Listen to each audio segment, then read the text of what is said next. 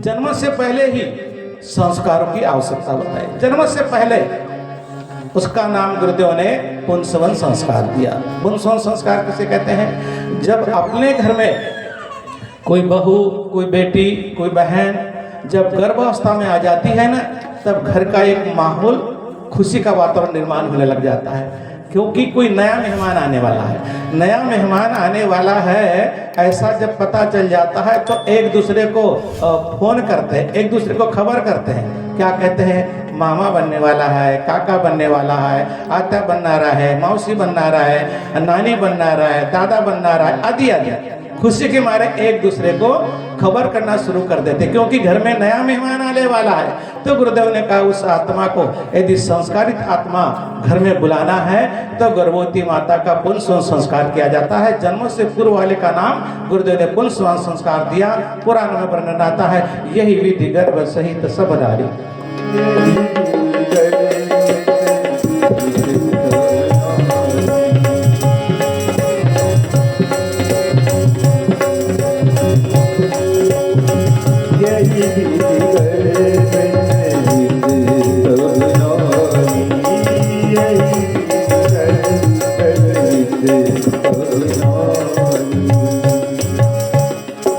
अर्थात ऐसा वर्णन आता है, यही विधि गर्भ सहित सब नारी भया हृदय हर्षित सुख भारी। अर्थात एक खुशी का वातावरण घर में निर्माण होने लग जाता है।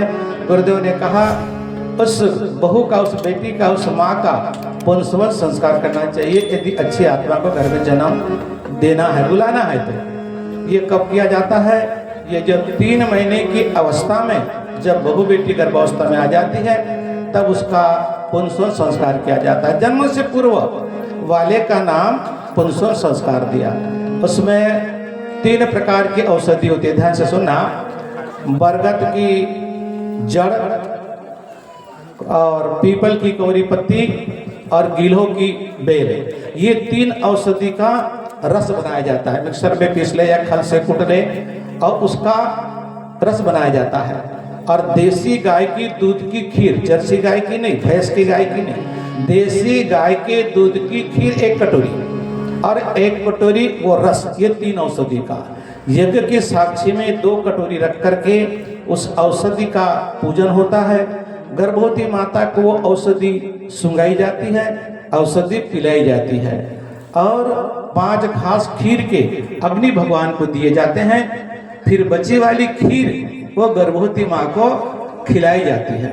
ये औषधि पीने से, सूंघने से क्या होता है? इसे दिव्य औषधि कहा जाता है। ये औषधि गर्भवती माता जब सूंघती है, इसको पीती है, तो आने वाले समय में बच्चे को पीलिया नहीं होता और पोलिया नहीं होता। ध्यान से सुनना, ये बड़ी गुणकारक औषधि है। पहले ये टीका वगैरह की प्रथा नहीं थी। ये औषधि ऋषि मुनि सुंघाए जाते थे उस गर्भवती माँ को। ये औषधि को गर्भवती माँ सूंघती है, पीती है, तो माँ को भी अनेक प्रकार की बीमारी से गर्भवती माँ की रक्षा होती है और आने वाला शिशु को पोलिया नहीं होता और पीलिया नहीं होता। इतने दिव्य गुणकारी ये औषधि है। और खीर अर्थात ये सात्विक आहार, प्रभु रामचंद्र, लक्ष्मण जी, भरत जी का भी जन्म खीर के माध्यम से हुआ था। इसलिए गर्भवती माँ को आधी खीर भगवान यज्ञ को दी जाती है और आधी खीर गर्भवती माँ खाती है। और आज से माँ का खान पान, रहन सहन, चिंतन, चरित्र सात्विक होना चाहिए। इस पर कहा गया, मंदिर महु सब राज ही रानी। मंदिर महु सब राज ही रानी,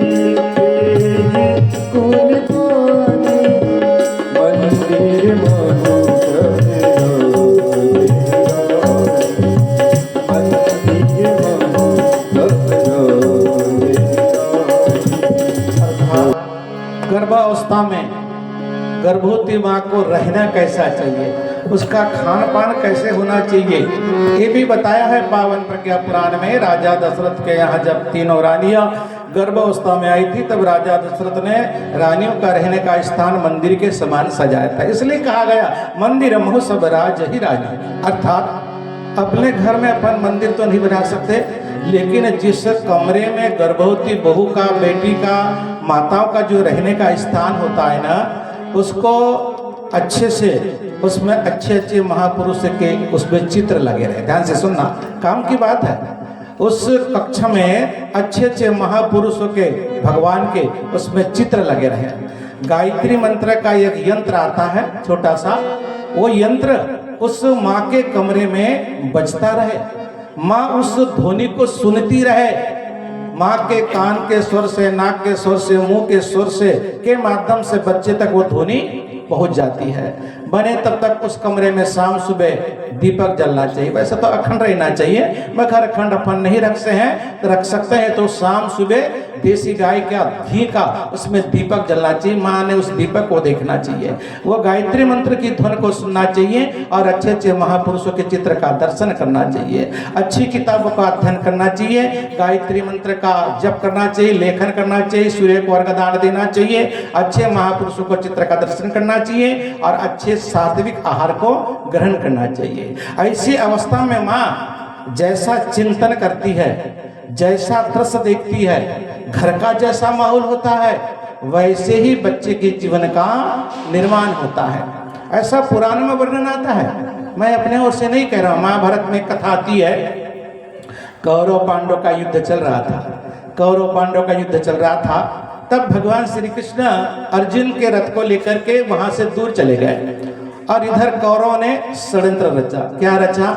चक्रव्यूह की रचना रची। पहले तो गरुड़ युग की रचना रची और वहां से कृष्ण और अर्जुन चले गए तो तुरंत उस गरुड़ युग को चक्रव्यूह में बदल दिया, चक्रव्यूह में बदल दिया।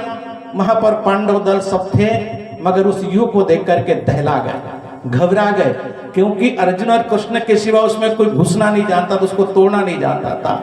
भीम, नकुल, सहदेव, युधिष्ठिर वहां घबरा गए, उस युग को देख करके घबरा गए। क्या करे, कैसा करे, एक तो कौरव के बंदी बनना पड़ेगा या हार मानना पड़ेगा, ऐसा विचार करने लगे आपस में। मगर वहां एक छोटा सा बालक खड़ा था, उस बालक का नाम था अभिमन्यु। अभिमन्यु ने युधिष्ठिर से कहा, ताऊ आप घबराओ मत, इसमें घुसना मैं जानता हूं, इसमें घुसना मैं जानता हूं ताऊ। भीम ने कहा, युधिष्ठिर ने कहा, बेटा ये विद्या तो हमको भी मालूम नहीं है, अर्जुन और कृष्ण के सिवाय इस विद्या को कोई नहीं जानता, चक्रव्यूह में घुसना, चक्रव्यूह को तोड़ना, और तूने कहां से सीख लिया? ध्यान से सुनना। फिर अभिमन्यु ने कहा, ताऊ जब मैं मेरी माँ सुभद्रा के गर्भ में था, जब मैं मेरी माँ सुभद्रा के गर्भ में था, तब मेरे पिता अर्जुन मेरी माँ सुभद्रा को ये चक्रव्यूह की कहानी सुना रहे थे, चक्रव्यूह की कहानी सुना रहे थे, चक्रव्यूह की कहानी सुना रहे थे। मगर ताऊ मैं इसमें घुसना जानता हूँ, वापस का रास्ता मुझे मालूम नहीं है, वापस का रास्ता मुझे मालूम नहीं है। भीम ने कहा, बेटा क्यों?